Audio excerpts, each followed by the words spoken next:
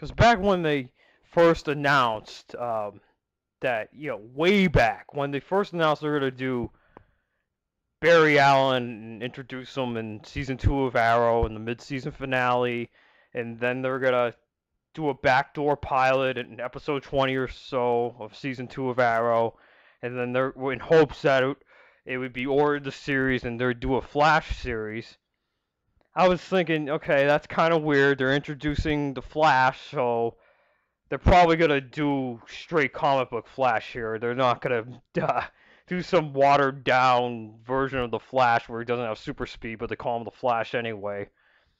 I thought, okay, that's kind of weird. They're gonna be introducing superpowers into Arrow, but hey, if there's anyone that can get that to work, if there's anyone that can crack the code and make this grounded, realistic world of Arrow work with the Flash and still, have it work and keep Arrow how it is, but yet still have Flash running around dressed up in red looking like a complete asshole, it would be these guys. Nope. Nope. And these crossovers turned out just as bad as you can possibly have fucking imagined. So anyway, I knew that inevitably we'd get the inevitable Green Arrow Flash team up crossovers thing. Now, what I envisioned what would have happened was you'd probably have to wait till like a season finale or a mid-season finale. Nope, this is just random episodes. They decided in the first half of the each other's seasons they're gonna have them cross over, and I imagine what the team up would have been over was going to be a large threat that would require both Green Arrow and the Flash to stop. And that's not what we got either, because what we got was a metahuman who was such a punk ass bitch, he was just defeated off screen. And the other thing too, I thought the team up would have warranted a two-parter. I mean, they advertise this as a two-parter. It's not a two-parter. The episodes are very loosely connected. And like I said before, they're writing the episodes as though you're either just watching Flash or you're just watching Arrow. And so if you're watching Arrow, you didn't have to watch the Flash episode the night before. Or the case if you're watching the Flash, you don't have to watch the following Arrow episode to understand what happens in the next Flash episode. And it's kind of stupid that like all the marketing for this 2-night crossover event was the Flash Arrow fight. Just a fight that you can only really enjoy on a purely visceral level that had no build up. I talked about this last video.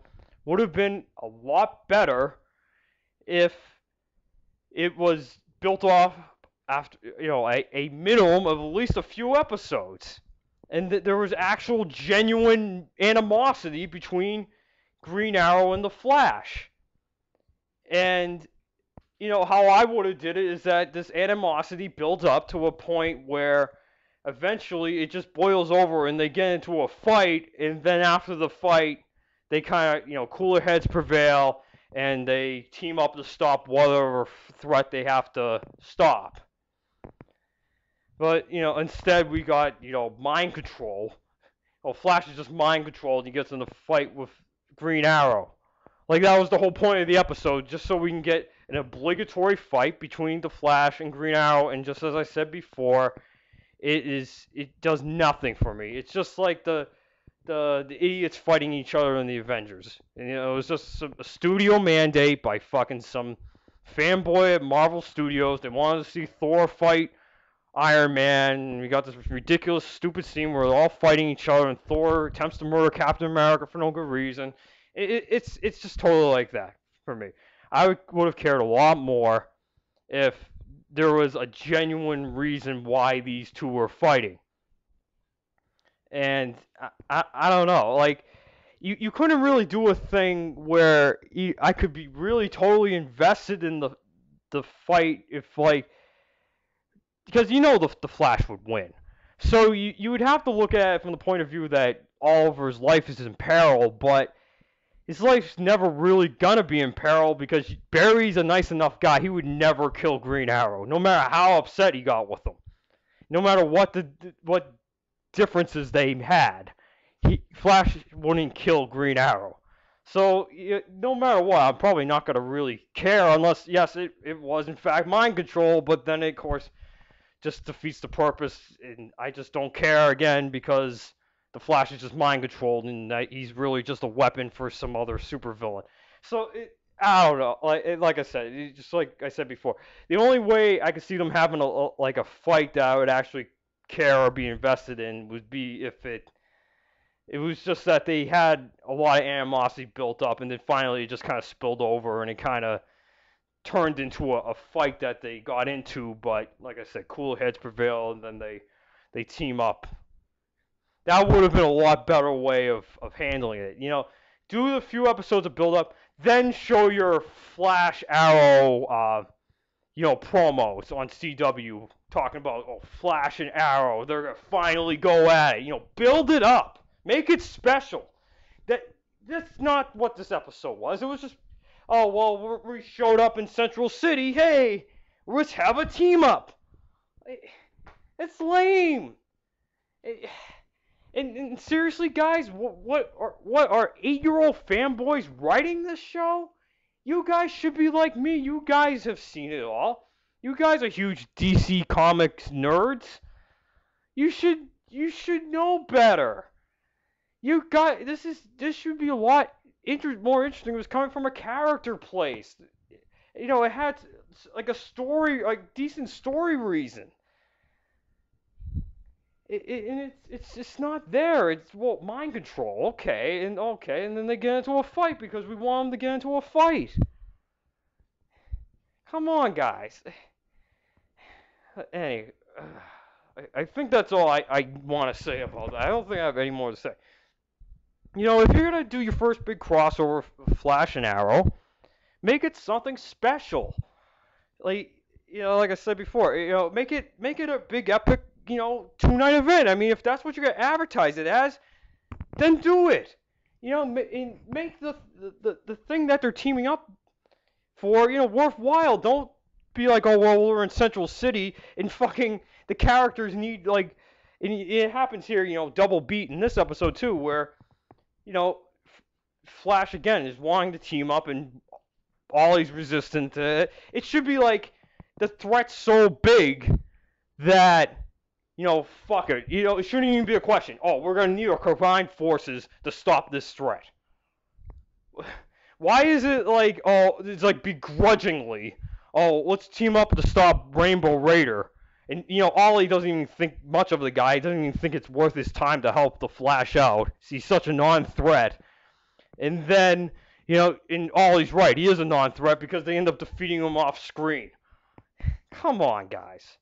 You can do better than this. You've done better than this in the last 2 fucking seasons of Arrow. You've done a better job of building things up. Hell, I mean, people kind of have a problem with the Slade versus Arrow stuff from season 2, but even that, it's way better than this. I mean, maybe that's not exactly a fair comparison, but it should have been done like the same way. If you're gonna get me interested in a Green Arrow Flash fight, it should have been like the Slade Wilson Oliver Queen fucking Green Arrow Deathstroke stuff, where at minimum, should have at least had a few episodes of build up for me to get invested and care. And purely visceral level, just fucking Flash fighting Green Arrow, it means nothing to me.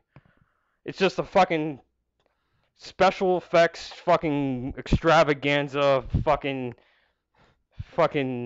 Green Arrow, fucking gets, fucking beats the Flash and gets put over again, just like he defeats Reverse Flash later in the season. It's just making Oliver look good at the Flash's expense.